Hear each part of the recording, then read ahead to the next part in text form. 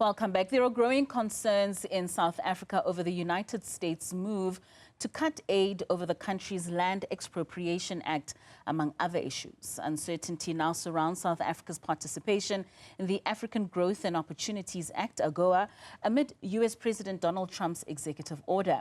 To help us unpack how the funding cuts are going to affect the country, I'm now joined by Patrick Kadima, who's an international relations expert from Wits University. Patrick, thank you so much for your time and for joining us this evening. Now, the talk of looming cuts is a growing concern since the signing of that executive order by President Trump.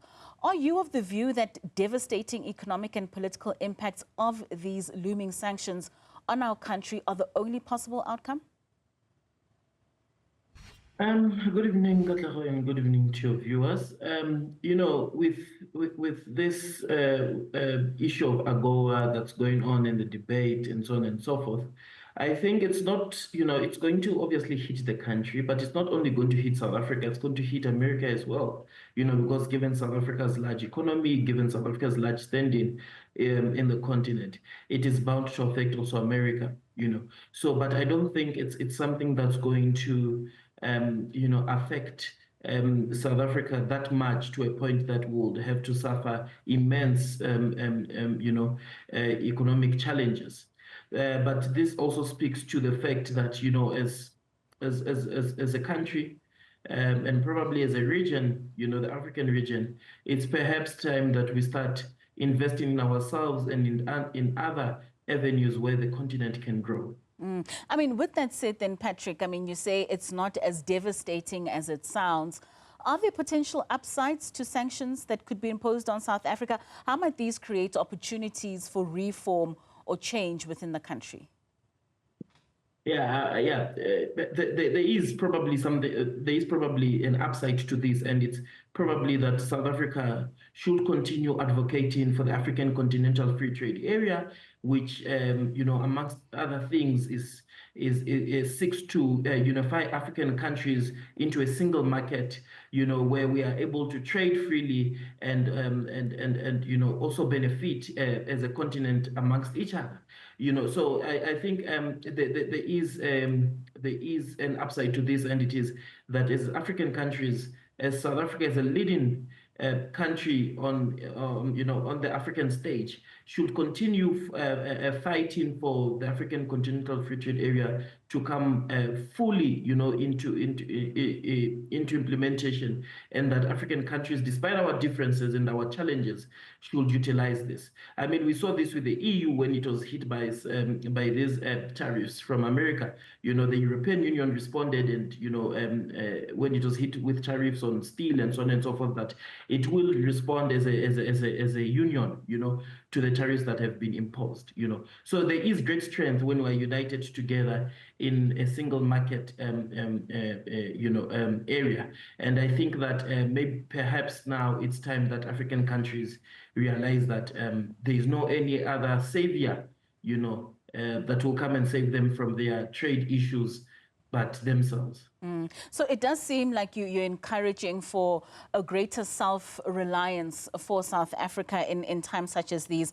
Are there any particular industries that you think the country should foster this reliance on, in ensuring that we do have a space in which the country can operate on its own? Yeah, I'm definitely 100% fostering for reliance between ourselves as African countries, because that's the essence of any other region, right? We are not independent. We rely on other partners, but there is danger, in over relying on certain partners that are not in the continent, because then if there's a change in administration, then we will be in for surprises, as we have seen with the current Trump administration. So in terms of the industries that you speak about, I believe, things like the textile industry, things like mining, all these sectors that are of importance to South Africa should be those that we as a continent trade amongst each other and facilitate the free trade area for that. So as well as not only goods but also services. That's what the African Continental Free Trade area is trying to achieve.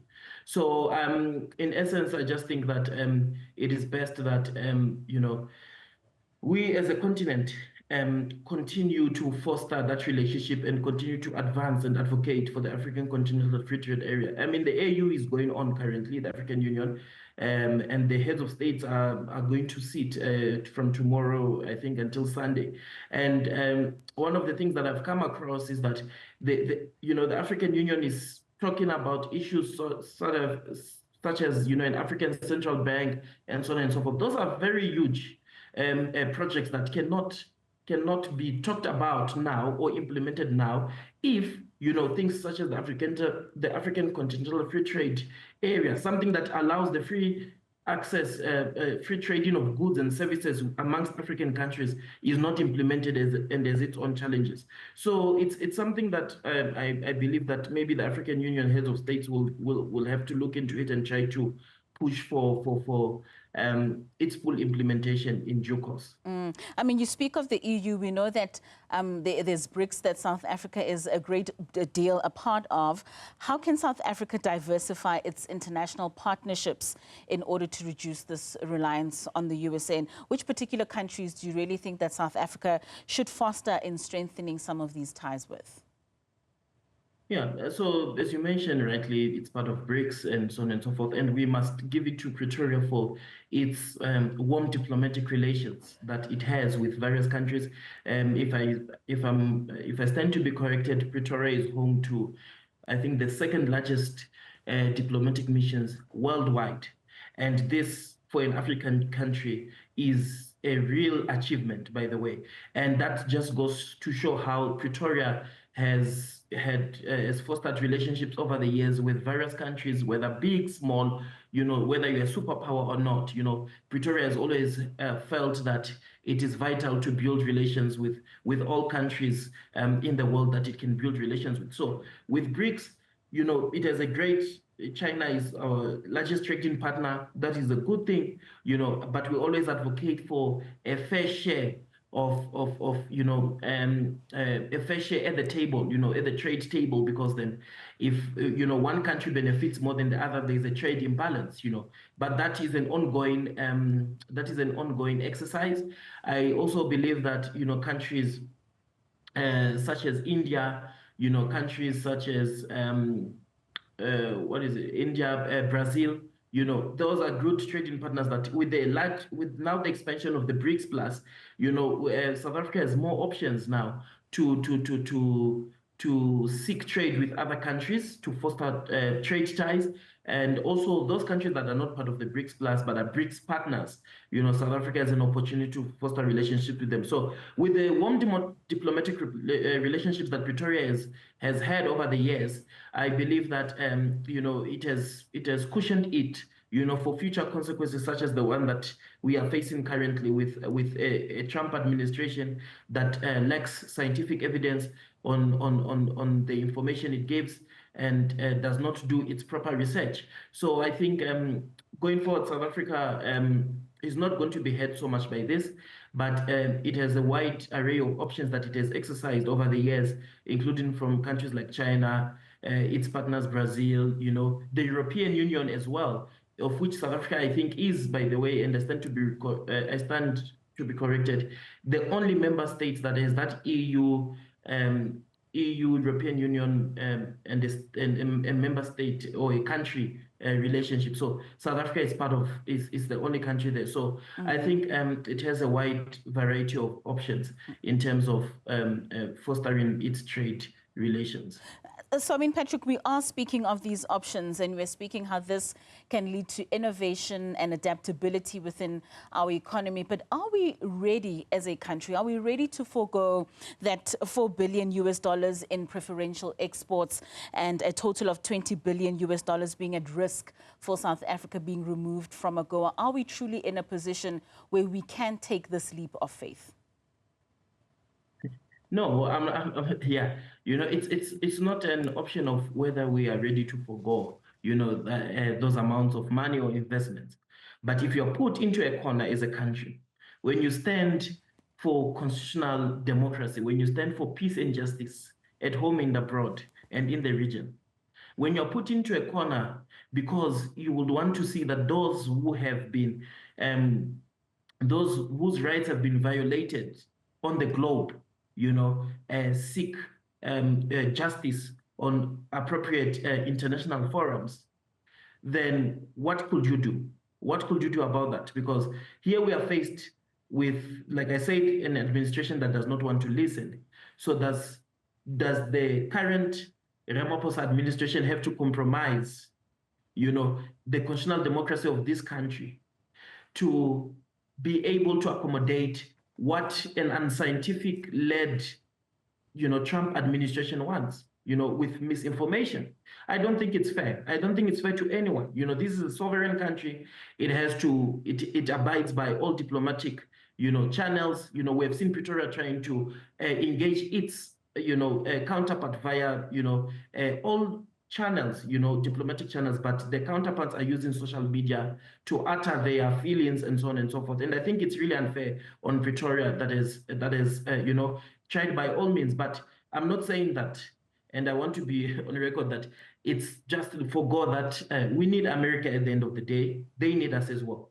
But when you're forced into a corner because of how you view, the world, and that you want peace and justice to prevail, that you want that, there is redress of historical past injustices, then what should one do?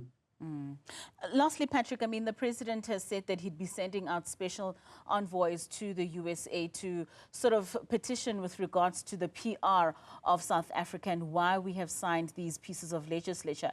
Do you think that is going to help and change these perceptions in any way? Yeah, and kudos to him for doing that. I mean, he has been willing to engage. He has been, willing to try find a diplomatic solution to this issue, and sending envoys is one of the best things that he has done. I think one also needs to acknowledge maybe where the government might have failed in that.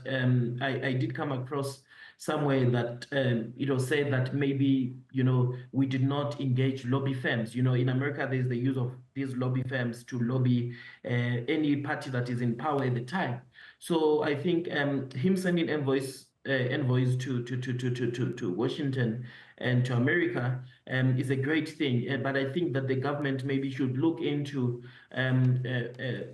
seeking the help of lobby firms there that may try to, bring the Republican Party, that is full of misinformation, to the reality that South Africa is not doing any of those lies that they've peddled, but it is a constitutional democracy and it respects the Constitution that has been, given to us by our forefathers. So it is a great thing that the president has done, and I hope it's going to work. But at the end of the day, it needs to be enhanced by the government looking towards lobby firms that are based in America to try to change the view that the Republican Party has had.